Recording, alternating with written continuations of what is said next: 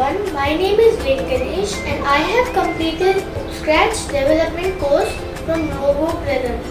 And now I have created a new game called as Balloon Pop, which uses video sensing motion.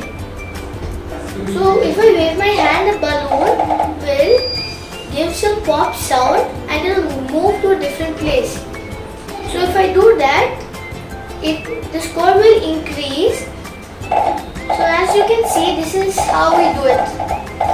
And each time once a balloon pops, its balloon color, it will change its color, the balloon.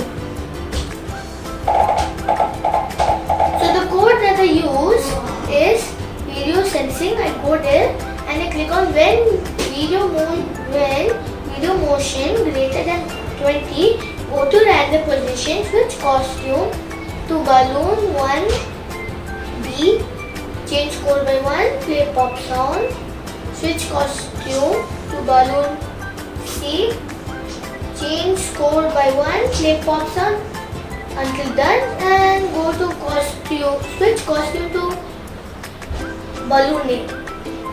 So I have created 4 balloons here on the screen, and then I wave my hand like this, and it turns into different colors, and the 4 colors change.